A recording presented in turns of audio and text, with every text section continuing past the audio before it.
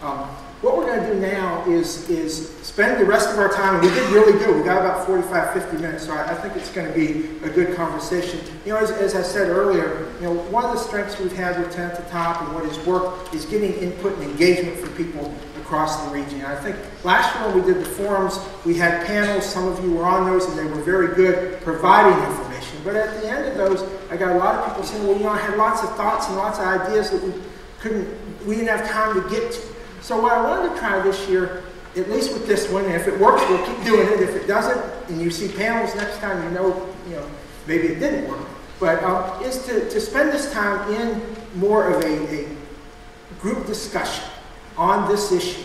And have a card. I hope everybody got one when you got here. If not, please be sure you do. Then I'm ask you to turn in when you leave. And there's just one statement and then 2 questions on it. And it is that in 2030, sort of our goal, that the upstate is universally recognized. Remember back to the vision, it says, you know, universally recognized as a leading place. Well, what will it take for us to be universally recognized as a leader in workforce and skill development? And one question, I sent it out a couple days ago to everybody, and hopefully you did your homework. What is that big and bold idea that can help us get to that goal, to help us advance to that? And what we're going to do now in the next 45 minutes is share some big and bold ideas. But I also recognize that we have to keep things in context. So I've asked a few folks who are with us, some sitting here in the different front rows, to sort of be our big and bold experts, to have some ideas, but then also as we feed some ideas to remind us of what the challenges are, what works, what is going on today, what will it take? Do we have the political will? What's going to take from a cost standpoint to get us to where we want to be in 2030 and beyond? So we have the 4 WIB directors. You met Ann and you met Dean. Sandra Johnson from Upper Savannah is with us. Sandra, right here in the front. And then Jennifer Kelly, who is with WorkLink. Then we have Steve Pellissier from the Appalachian Council of Governments is here. Steve Hall from Find Great People is here in front. Cynthia Eaton with Greenville Tech. John Loomis with Tri-County Tech. Chancellor Moore from USC Upstate is here. Unfortunately, Greg Alexander from Lawrence Chamber was ill and not able to join us, but there are a couple other chamber folks. I saw Hank is in the back from Greenville, and I know there's several others. We have some chamber input. Burke Royster from Greenville County Schools is here. We also have Ivan Randolph, who is here from Abbeville, and he didn't necessarily sign up to be a big and bold expert, but he has great ideas too. Elizabeth Kovacs from South Carolina Department of Employment and Workforce is with us. We're very glad to have her here. Rick Murphy with Pickens Work Ready and Pickens Vision. That's not Rick, there's Rick. Jerry Howard with GADC is here representing economic development, and Mark Warner's here, and I know there's other economic development folks here as well. I'm not sure if John Baker from Greenville works. John's not here. He's not here, okay. Kathy Sinclair had to leave from Spartanburg Regional. We have Brian Weisco from Brown Mackey, who's with us right here. And then Steve Wonder with Dewar Carolina Coil. Here's Steve, I saw him. There he is, right here in the front. And Dan Wustel with the Rutland Institute at Clemson is with us as well. So, and there are many others. Many of you in the room are big and bold experts in things too. So we want to get started with the conversation. I'm going to throw it out to a couple of these folks, but I'm going to start because I think education is such an important piece. And remember, we're trying to think big picture. What are the big and bold ideas? What are the things? So I'm going to throw it to our educators. Start with Tom and with Burke. What is your big and bold idea? What is something, if we could do it by 2030 or even before that would help us to reach this goal? Thank you, Dean. The short answer is I don't know, but I know we're in the midst of disruptive innovation in higher education. The availability of information, courses from leading institutions and leading professors all over the world, literally available free online to anybody at any time. If you have a smartphone, you can take Michael Sandel's Justice course from Harvard right now and ignore me. that disrupts the structure of higher education. How we validate learning, how we validate competencies as credentials, how we create credentials out of learning that's apart from traditional higher ed institutions will transform my enterprise over the next, I think, 5 years, much less 15. It is disruptive innovation is what I see everywhere. And the ability for people to prepare themselves where they are doing things apart from any formal education institution is the transformation we're experiencing now in higher education. We've got to be available for our programs to working adults and enable people to get things from the traditional way and develop this workforce, not just from people coming through the pipeline. Educating adults and increasing the folks coming through the post-secondary educational pipeline is what we do for workforce development at the higher ed level into the future. So those are my thoughts today. Thank you, Dean. Yeah, that's perfect. Thanks. Brandon, take that. And let me piggyback on a little bit, hear what Bert has to say. Ann mentioned, and we've talked about it in some of our task forces, is the value of education. Because Tom is very accurate in terms of the many different ways to get education, and it's growing. But how do you make sure, if someone doesn't value, or culture doesn't value education, how do we get people to see the importance of doing it? And that is such a challenge, and we are partnering, the United Ways are partnering on a Born Learning Early Childhood Education messaging campaign that we hope will grow to K-12 education and then post-secondary education. But it's going to be a long road to hoe. Bert, what do you see in Greenville and across the region, the challenges, and then what would be a big and bold idea in that area? Well, I guess the one thing, there's always somebody in every class that doesn't do the assignment exactly like you told them to. So I don't know how big and bold this is, but what occurred to me as I was thinking about this was almost more of a challenge for this entire group and the people that you represent here. There's a tremendous amount of power in this room, a tremendous number of ideas, suggestions, innovative thought. But how do we take all that and translate all that good intention, all that interest into something that is actually a plan that we can act on and that we can sustain? And I think that's a challenge that we all have. I appreciate a number of the comments that I heard. I'm sorry I didn't get to hear the very first part of the presentation this afternoon. But a number of things about what people believe about the workforce and what people might believe about education as opposed to what the facts are. And how we can really get to the facts and act from those facts, but harness all this goodwill, all this positive effort to improve and increase and enhance our workforce. And how can we realize, because we have the same challenges that Tom mentioned about post-secondary, we see those same things in pre-K to 12. And one of our great challenges, and I think a bold idea, is how can we make that a pre-K through continuous education for adults, almost a seamless system? And how can we work better together, both with folks before they come to us, with higher ed after they leave us, whether it be technical school or traditional four-year college or some sort of workplace training? How can we work to make that seamless where you can enter at any point and exit prepared and ready to perform the kinds of jobs we have today and the kinds of jobs that we'll have tomorrow that we can't necessarily envision today?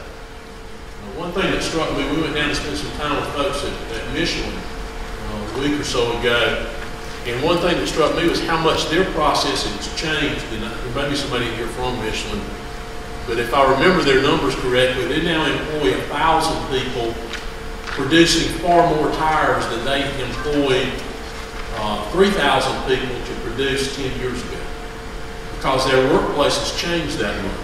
And so with students we've got in the system right now, we're really preparing for a workplace that doesn't necessarily exist right this moment.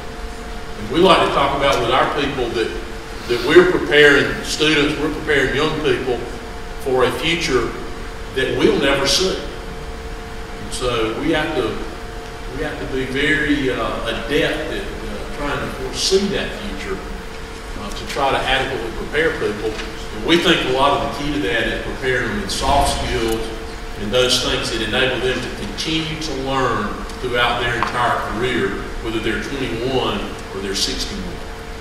And I think we'll build on that in a minute, but the big and bold idea, see, you did the homework even though you didn't need to. What is that? How do we create a seamless education system from, I hate to say it, but cradle to grave, from early childhood through K-12, through post-secondary, and on into lifelong learning? How do we build a continuing system, is what I'm hearing, a seamless system, and do it through partnerships and through growing. And one thing I did want to mention is, that part of what we want to identify today is really short, middle, and long-term ideas. So that, really is something that can start, has components that are short-term, middle, and definitely into long-term. So I think that's a great segue and a great start. Any other thoughts on the education component? Brian?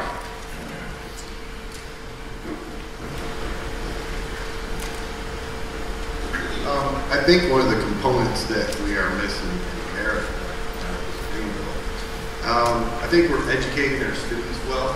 I think they're coming out with all the knowledge that they need. They have nice resumes, but they've lost the work. I have spent time. Oh, I'm sorry, this is not close enough. I've spent time in the military. I've lived in a country where there's no running water, no electricity, and I've seen people getting up at 5 in the morning to go fish, to go hunt, and to do it to survive. We in this country are amazing people, and we are very intelligent. Sometimes maybe we rely too much on intelligence, and I know I shouldn't say that because I'm in education. But as you all know, once you get the job, you got to work. And I think that's what we're missing. I think if we can learn as leaders to teach our students, to teach our children to work hard, to have good morals, to have good ethics, I think that'll grow not only the community, but this country.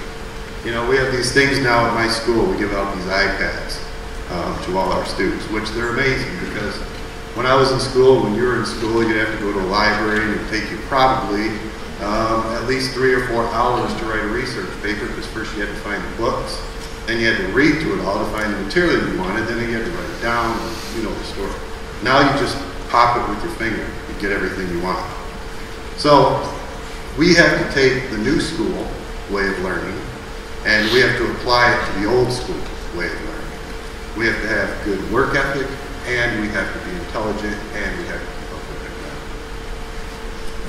Very good, good summary. Now let's try to come up with a big and bold idea, and that would be by 2030 or beyond, that as a community that we value or understand not just the importance of education, but also the importance of soft skills and of hard work and the work ethic. That, as a region, we're known for having America's best work ethic. That could be our...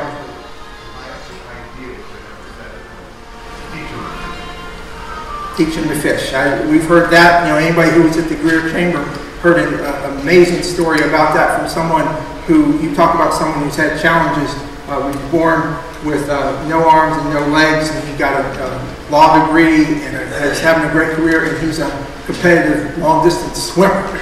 And he said his parents told him exactly that. He said, we're not going to tell you, we're not going to help you, we're not going to do things for you, we're going to help you learn how to do them. And he has been amazing. That's a great example of exactly that parable. I want to ask Steve, from your component as in industry, what is the importance of the soft skills and the work ethic? What are you seeing, and what do you see as the challenges and the opportunities towards that? I'll get to that in a second, but I'm going to change the dynamic a little bit. I call it the paradigm of expectations. We think about the history of what's gone on in this upstate community over the many centuries. we as business people did not want people to be educated. Okay, so what happened? All of a sudden the rest of the world got economically viable. We figured out we weren't competing. What we had to do in business was jettison people to become ultimately more efficient. Well, what we never brought along in that scenario was talking to our partners, which were the educators. And the educators were in one lane, and business was in another lane. So I'm going to put on the table today the thought process, what big and bold of the paradigm of expectations.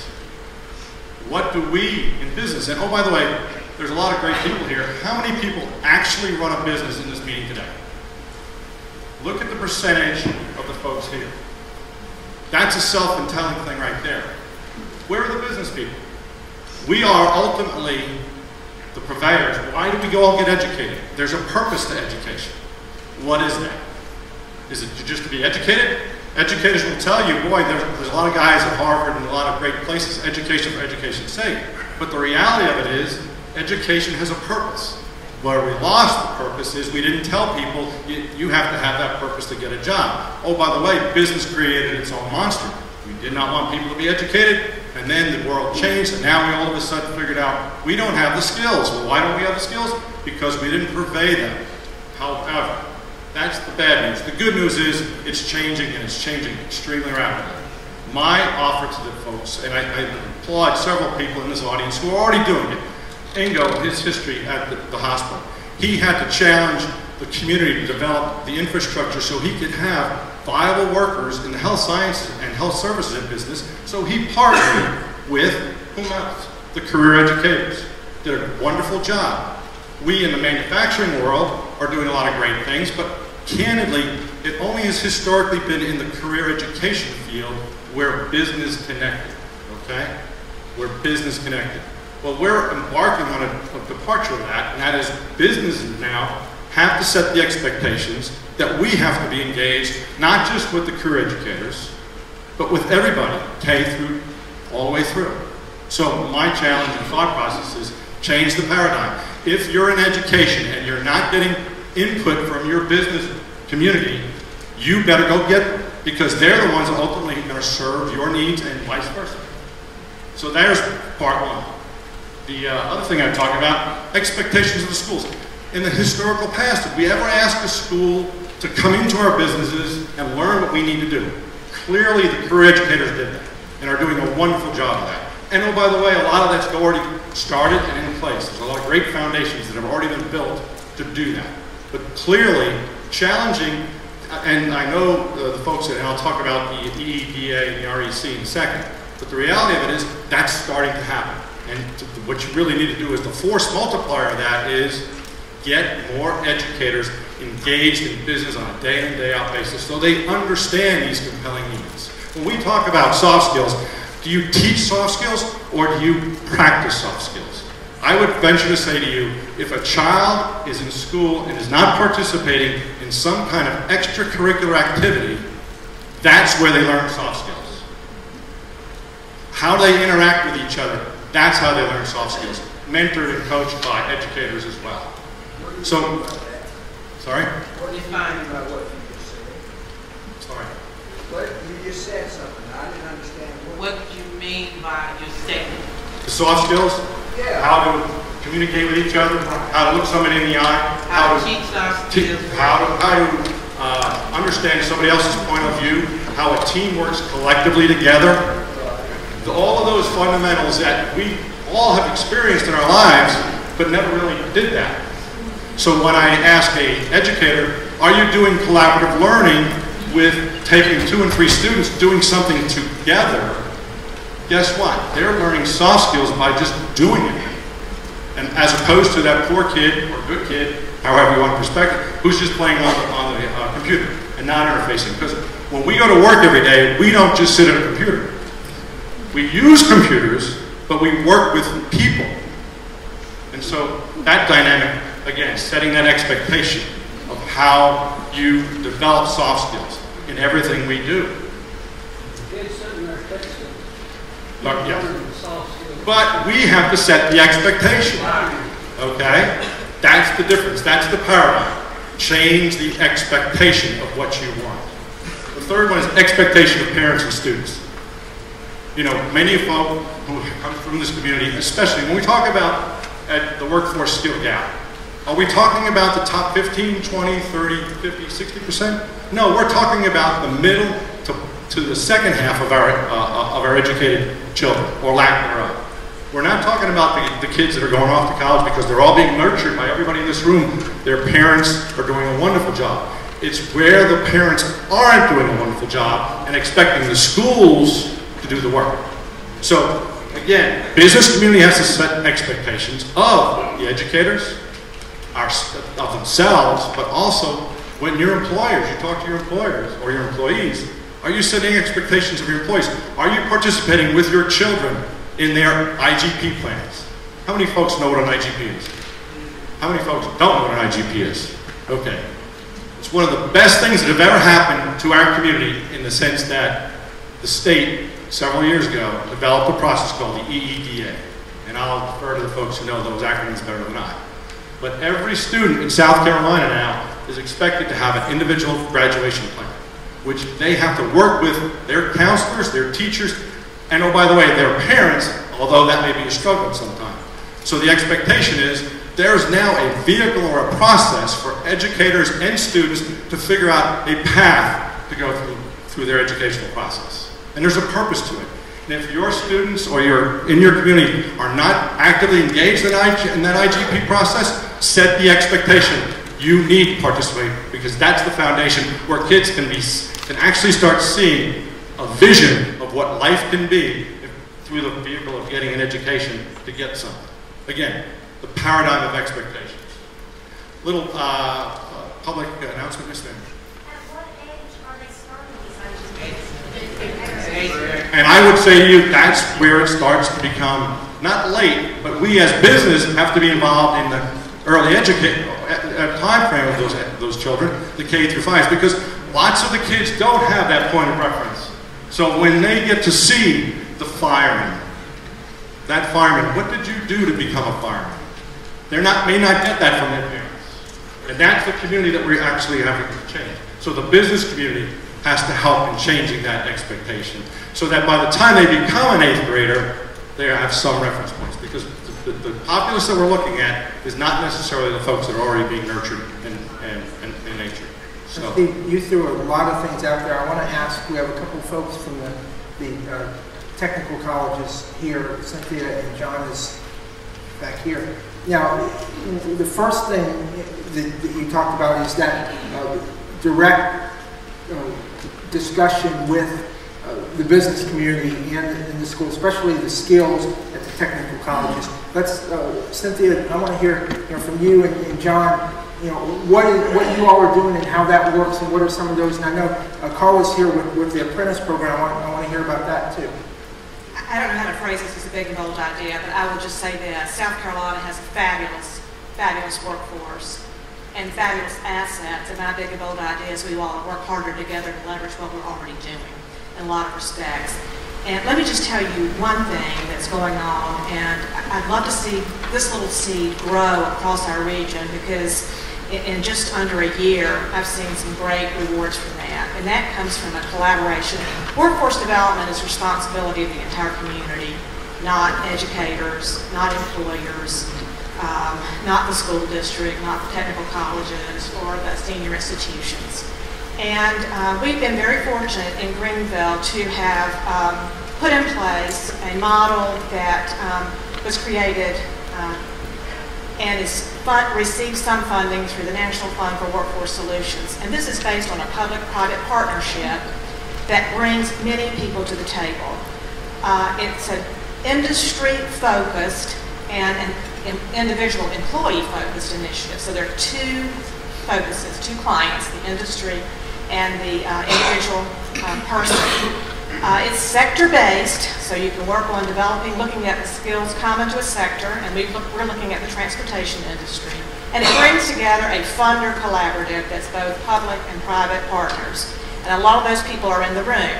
We have the Community Foundation of Greenville, we have Greenville County, we have the Greenville Chamber, we have Greenville Technical College. We have private foundation money through Advance SC, through Mary Rolls Babcock, through the United Way. We have people coming together to look at this issue of how do we meet employer needs with skilled workers. There's still a lot of people here that are either unemployed or underemployed. Given the proper skills and the right kind of soft skills to go with it, we can put into jobs where they can become financially stable. They can become taxpayers. They can become contributors. And in that process, those of us who are working on this issue together can better understand what it takes to develop a workforce. I know I'm sounding pretty conceptual to you guys here, but we have a collaboration of industry partners who have informed us about the curriculum we need to be teaching. We work with lifelong learning at Greenville County Schools, Greenville Technical College, and providing that skills training. We link some of these folks into apprenticeship programs that leverage the incentives and resources of Apprenticeship Carolina. And I think it's this kind of thing where we recognize that it takes lots of different minds and assets and people working on this common issue of workforce development to make something happen. So I think that's my big and bold idea, and would love to be able to take this kind of an idea and spread it across the entire transportation cluster, which doesn't obviously just reside in Greenville County, since we're sitting here in Spartanburg County, and we have lots of suppliers in all across the upstate. So my big and bold idea. Well, and Cynthia, I think that grows. What I would say is, that's, a short term, what you're doing in Greenville County, but maybe the longer term is that we identify all the partners and do that kind of networking and partnership building across the entire upstate, so that, and I want Jerry to talk on this too, because he has said that, when companies come here to the region or are growing in the region, they're not just looking for employees from one city or county. They're looking for employees from all over the upstate. So if we can get a workforce of, all 1.3 million people or a large percentage of that is at the skill level and has the things that are needed, that would then be, set us apart and make us very valuable as a region, I would assume, for companies that are looking to expand and grow and come here. Jerry, what's your thought on that? Well, just a couple of observations. I think, number one, that there are a number of public sector workforce development providers, the technical colleges, the Workforce Investment Board, Ready SC, the public schools, and so forth and so on. And, one of the challenges is that each one of those really is siloed, if you will. And those silos are defined by budget, mission, funding, policy, and so forth. And, we spent so much time fussing and fighting with each other over the years, and we're making some progress. But I think the one thing that we haven't done, and I don't know that we can, and each of those silos, by the way, possesses very specific and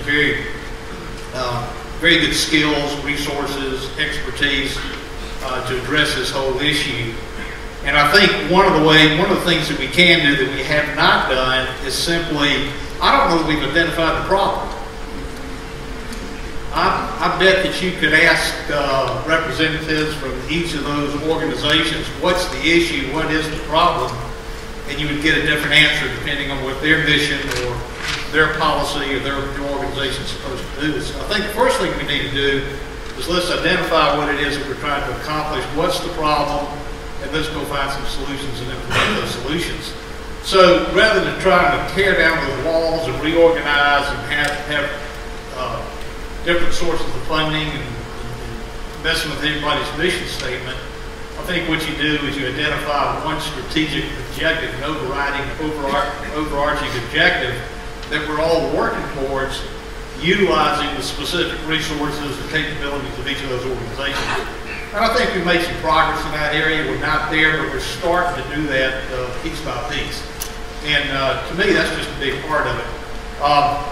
The other thing with workforce, and I bet that if you took a sample of 8 or 10 people in this room, you'd probably get a different answer as to what is important in terms of workforce. Well, where I sit, our focus, our core competency is around manufacturing. So what we're all about for Greenville Area Development Corporation is how do we build sustainability, working with Greenville Tech and working with the Workforce Investment Board. How do we build sustainability long-term to support manufacturing, and not only the companies that are already located in Greenville, but those new companies that will be coming here, located here in the next 10, 15, 20 years. I don't know if that's a big and bold idea, but just a few suggestions from where we sit. Well, I think you can turn it into one, and some of you have heard this analogy before. We're getting ready, Sunday is the Super Bowl. Well, everybody's not the quarterback. They're different positions. Everybody has different, expectations and different roles within, the team to fulfill their mission. And their mission, their goal is to score a touchdown or to win a game. And I think what you're saying in terms of identifying what those pieces are, those things that will help us succeed, is we need to each figure out all the different groups and make sure everybody's doing their own role that helps towards the final ultimate goal, which is to, I believe, to grow a skilled workforce within the upstate that includes, gives everybody a chance to have success.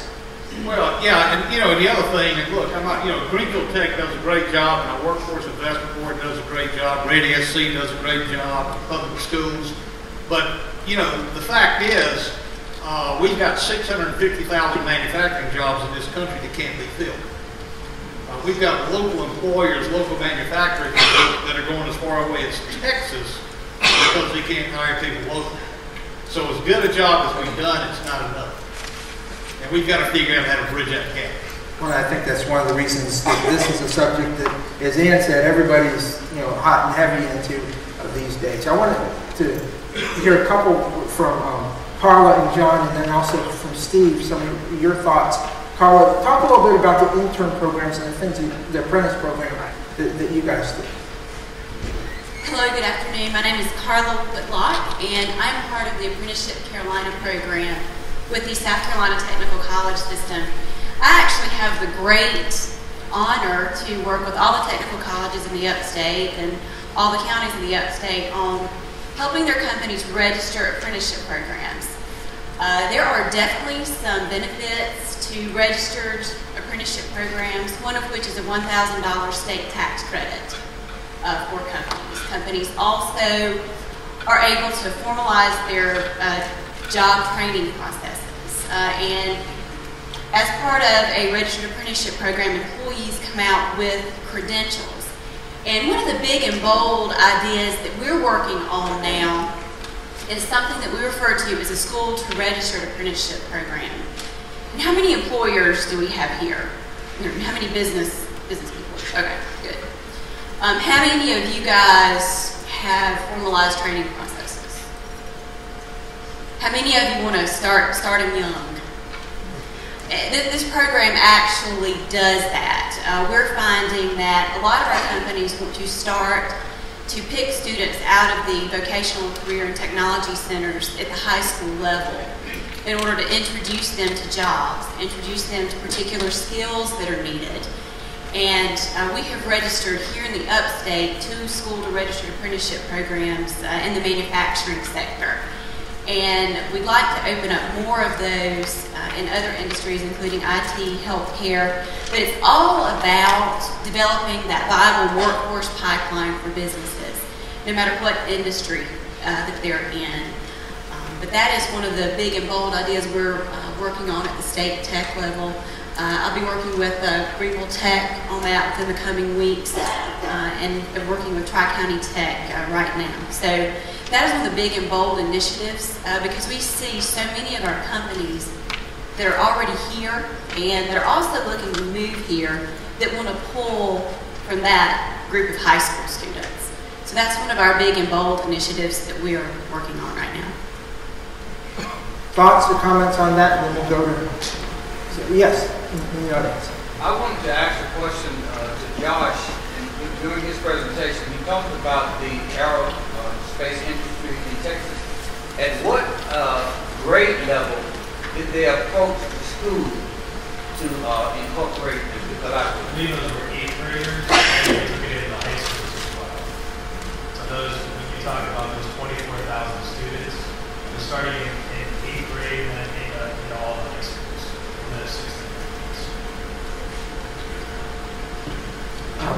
Yeah, sure. One of the things that I have passion about is when we reintegrate people from the penal system. Has anybody thought about how you're going to integrate them into the workforce? Because you have a lot of people who are willing and ready to go, but they can't get in some of these apprenticeship programs or training programs, especially in the upstate region. And see, that's something we really need to think about, because these are valuable citizens. They served their time and they need an opportunity. So what are the big and bold ideas we got planned for those? Sure. I don't know if you guys can hear me. One thing, and this is very Johnston.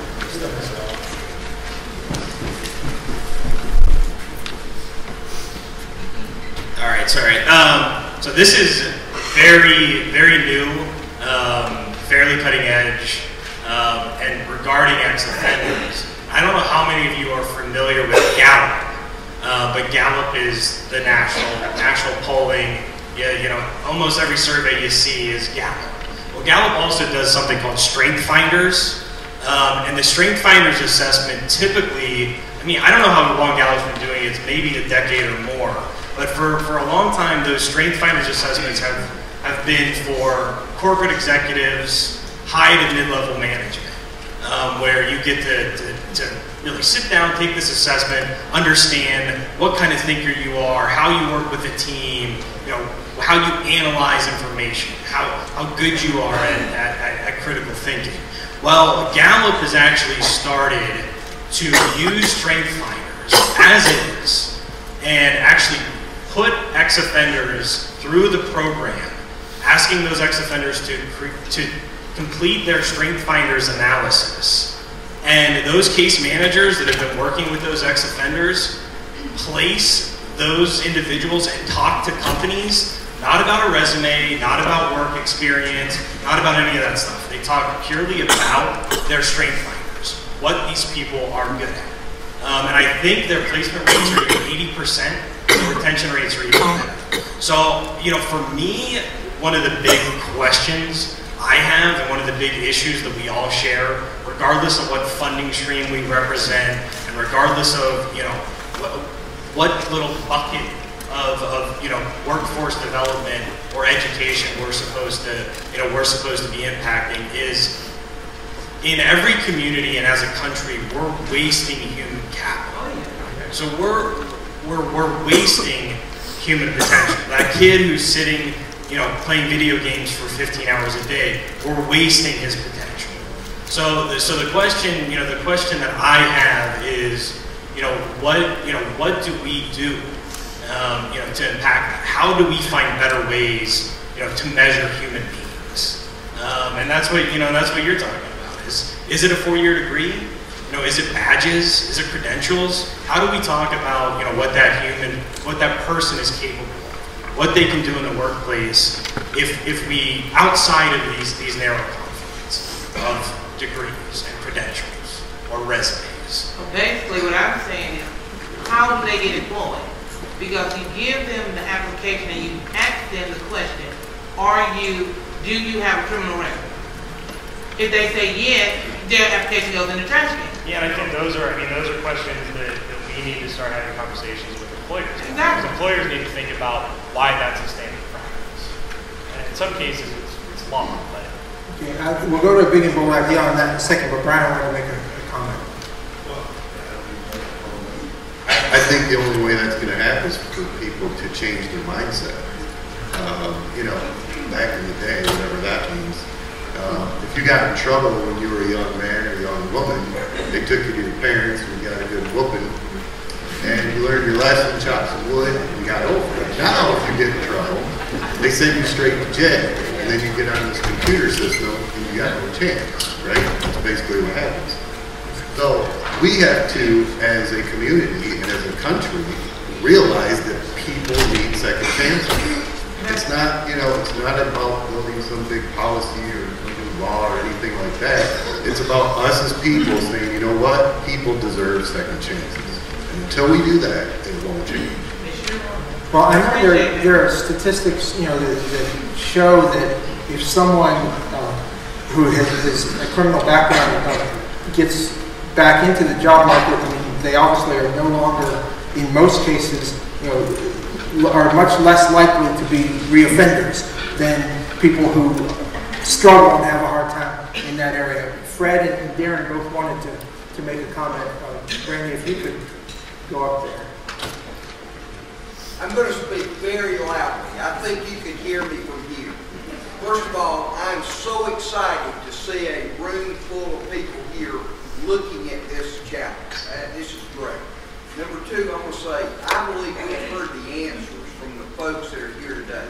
We heard the school superintendent say K-12 is good, but we need to think pre-K to 14 and beyond. We've got the University of South Carolina Upstate here saying we're ready to pick them up and carry them forward. And industries here saying we want the soft skills as well. So I think we've got it here. We've got the people here who can implement it. We need to leave here committed to act. Thank you.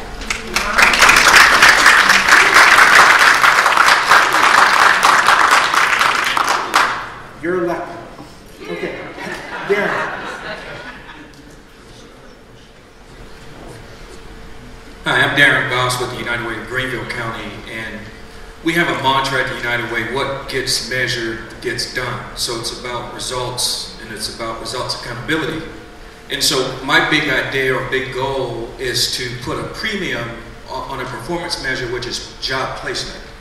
So it's not just for the workforce development system and all of us who support it to train people, but to place people in jobs, frankly, with labor market value that companies and industry are hiring for, and that sort of lines everyone up around this idea that it's not just good enough to train a person for a position or in a career field that does not provide for that individual what they need to be successful.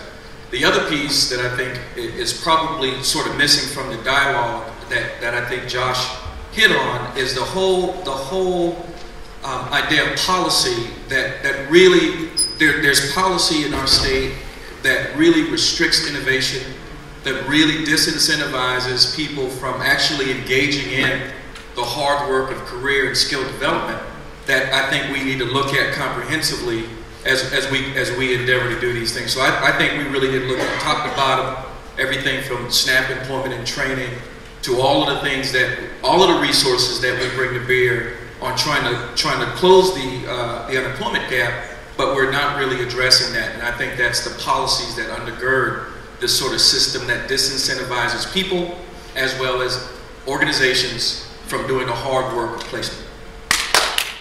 So what I'm hearing, real quick let me not get away from the big and bold, a couple things to go back a little bit. Maybe one big and bold idea is that we create a system or enhance a system that assists with ex-offenders, nonviolent criminals getting back into the workforce and into the system and grow that as a model type system. So that's one example. Then the other one that Darren mentioned is from a policy standpoint that we align policies in South Carolina that allow for all elements of skill and workforce development collectively. Is that sort of address what you're saying? Yeah, sort of. What I'm really saying is that What I'm really saying is that we all, every workforce training outfit has goals, performance measures, and a lot of that revolves around, at least in my limited understanding, the job training hours. People who get SNAP, TANF, it's about training hours. What I'm suggesting is the policy needs to be about job placement and placement in jobs with labor market value. Jobs that are open and skilled, that actually are supported by our employers. So the big and bold idea is that we reward placement as opposed to simply training. What's that? we hold ourselves accountable. And I want to mention, because I know Brown Mackey, from learning from Michelle and Brian, I mean, you guys have a high expectation for placement, right? I mean, it's not just that you train them, but talk for a second about the placement component, because I think that's really good. I know the technical colleges and others do too, but talk about what the system is, that is a requirement, I believe, from a placement standpoint, not just simply to educate someone. Well, every student that goes through our school has to go through that. Right. Every student that comes through our school has to do an externship or a clinical assignment. Clinicals are obviously for the healthcare folks. So they actually go into the workforce and work with the leaders and experience what they're going to do. It's a requirement for us to place 70% of our students in jobs. And we have found that by doing that and becoming successful at that, it's by getting them into an externship, getting them on site, having them work hard, having them have good attitudes and obviously a good education, and getting hired from the externship. And I feel that's one thing that really helps us, is that they have to do it. They don't just have to learn it, they have to learn it, and then they have to do it. Well, and that gets, I think, to Darren's point somewhat. I want to go in a different direction. We have only a couple minutes, but we have some other folks that I wanted to make sure we hear from. Dan, I want to hear a little bit about, you all at the Rutland Institute are about ethics in the workplace. And we talked early on about soft skills and things of that nature, but how does ethics flow in with the economic development and that system? I mean, I think they tie in and can create an attractive component of a workforce. That's a large question. I like to think, I'm big and bold. Yeah. Integrity, ethics, and skill in making ethical decisions is something that is essential for genuine success in business. Now you might wonder what I'm thinking about when I say genuine success, and I give you this answer. Something that we can all be proud of, something that would count as a legacy that others might aspire to. And I think in order to get to that place, we have to focus on something that doesn't receive as much attention as it should. We spend a lot of time talking about the individuals in the business. They need to have good morals, good ethics. We talk about businesses behaving in a responsible way, corporate social responsibility. But we forget about the area in between, right there in the organization.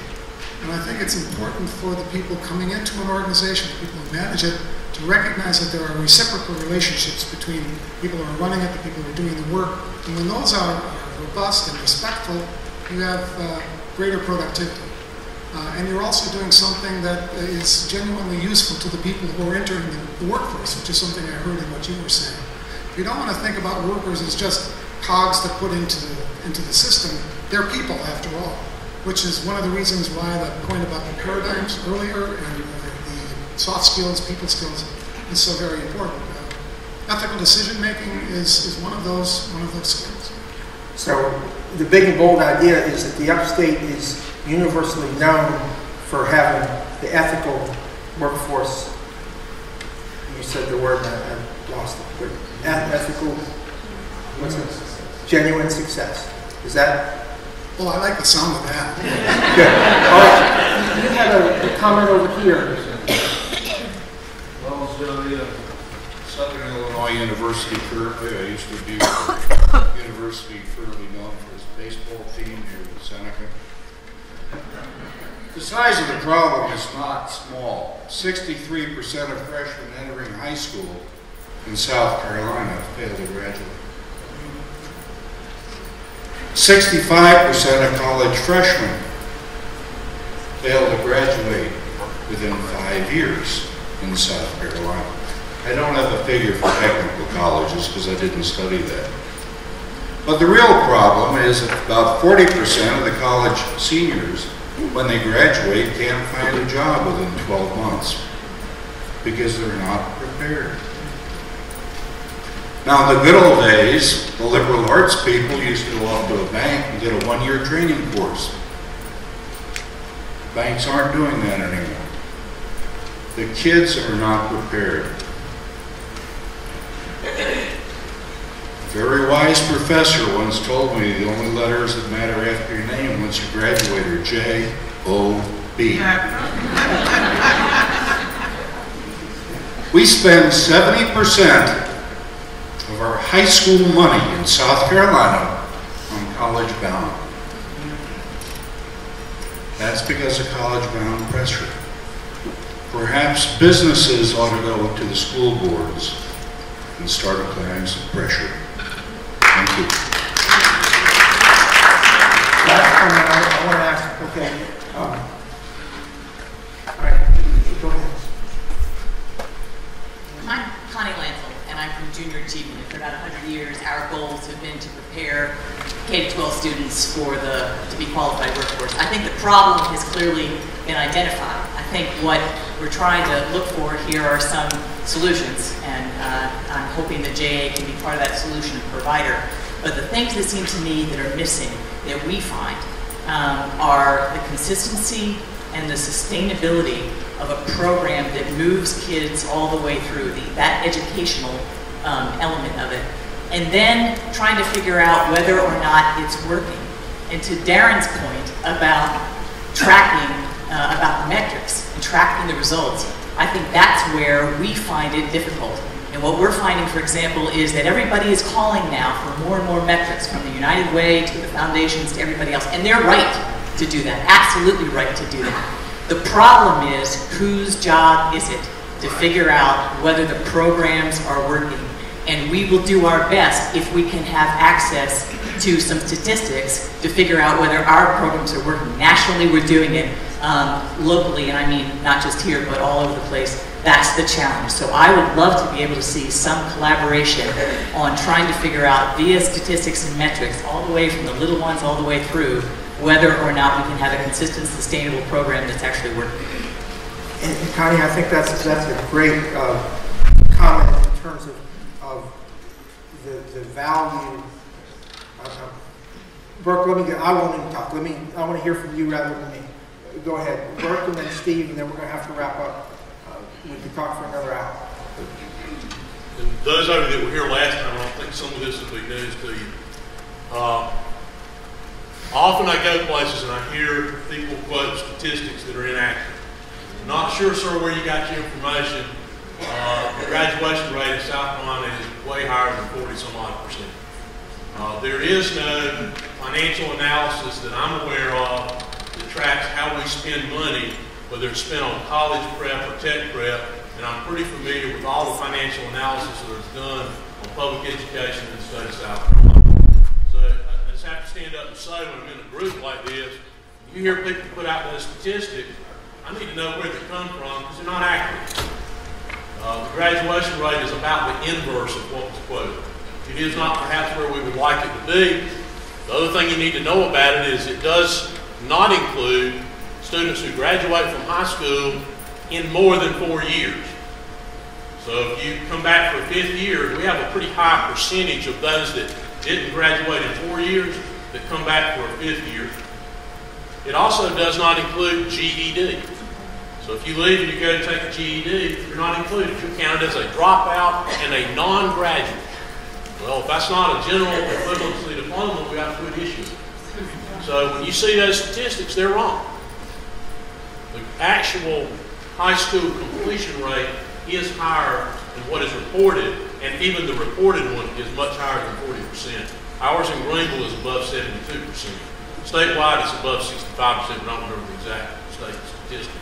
So those are the kinds of misconceptions that we don't need to have people go out and spread around because they're not accurate.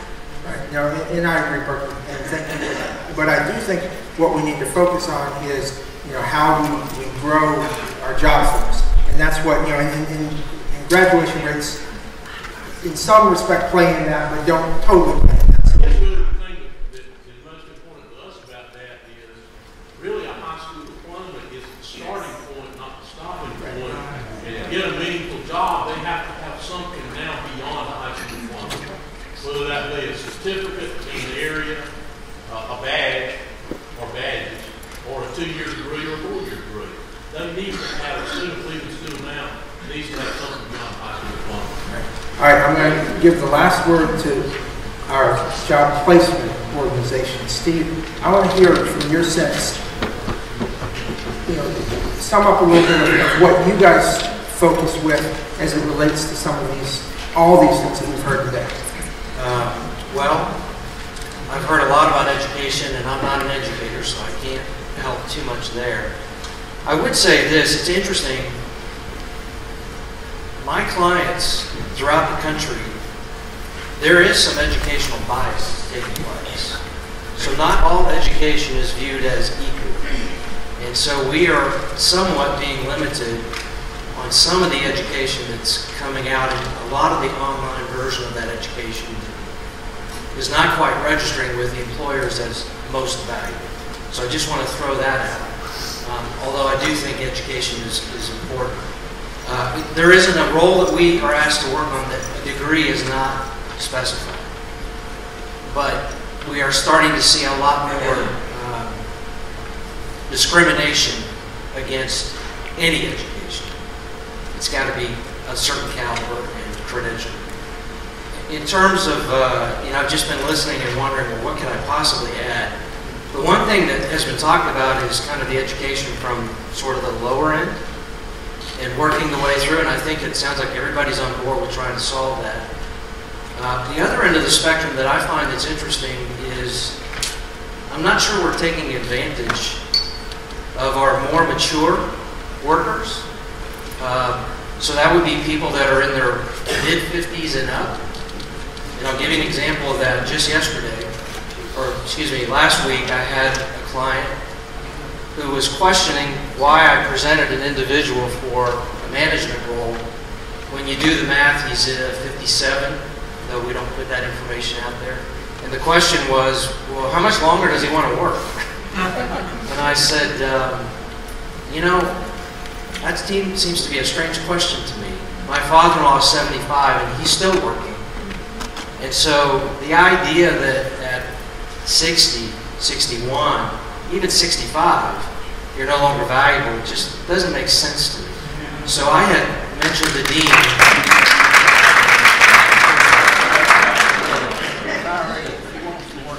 That is correct. That is the point. Those who are of that arrow, they do want to work and they do have value. I didn't realize I would be a winner with that. So but in my closing thought, what I would like to suggest to employers, which unfortunately doesn't seem to be as many here, why aren't we adjusting how veteran or mature workers work for us? They don't want to work 5 days a week, they want to work 3 days a week. They still want to be productive and they would like to transfer their knowledge. But to just simply say at a random age, because that was the past, that's the way we did it in the past, that's when people typically retire, I don't think that's healthy because there's a gap between their ages and my generation. Great thoughts. Thank you, Steve. All right. For young people too? Yeah, you work on that. Okay, I want to wrap up and then turn it over to Neil to end. I think Connie had a point that I think is real crucial. We heard it from Cynthia, we heard it from a few others. It's about collaboration. It's about coming together and identifying which has been done, the issues. Jerry mentioned, what is the problem? But then coming up with real solutions and moving forward on it. And not worrying about the silos, breaking those down that we heard about. That's a problem. It may be a funding problem, but as I mentioned earlier about the football team, everybody's goal is the same. So let's figure out how we work together and we do that. And I think there's some good examples. Josh had some national examples of places that are doing some good things collaboratively. There are some things going on in some of our counties here in the upstate. And I would challenge that we grow as a region, as the 10 counties and even beyond, to make sure that we're doing that. I think the WIBs, working with us on this forum is a great example of partnership with the WIBs, and I hope we can continue to grow that. I know they collaborate a little bit, or on a regular basis because it's important in their business. I think with other organizations, if we can continue and make sure that everybody who is working on these issues are working together collectively, we can, by 2030, big and boldly, be seen as a universally recognized as a leader in this area. One thing I did want to mention, Johnny Lynn just left, but there is a study going on of all the organizations in, at least in the Greenville-Spartanburg Union Cherokee part of the region that are doing any kind of skill and workforce development. And eventually the hope is to make that a region-wide study. And there's going to be a workshop later this year to make people aware of those programs. So there are lots of things happening to grow and to build these relationships and these partnerships. I would ask, we had so much, we talked almost an hour now and we're barely scratching the surface. It just shows we can make this, we could do this forever. Please be sure to fill out your card, both your big and bold idea, and if you heard something, we had a lot of conversations, but also some ideas. What's an idea that you can help advance, and then what is something that you like that you heard today that maybe was a different idea. And if you're interested in being engaged and being involved moving forward, please share your information with us in that. And between the WIBs and other organizations that are working on this issue, the hope is that we come together and have some other collective meeting, not a forum like this, but in a real setting of to identify priorities. We are going to do a follow-up survey from this session to use some of these ideas to get a sense of what those of you in the audience and others see as being the crucial components to those big and bold ideas we can work on. So again, we could work on this issue obviously for a lot longer, but I appreciate all the comments that everybody has had today, and you can hear and see the passion with it. I would encourage that we keep that passion and we continue to build and grow these relationships. So I'm going to turn it over to Neil for the final word, but thank you all so much for being part of this today.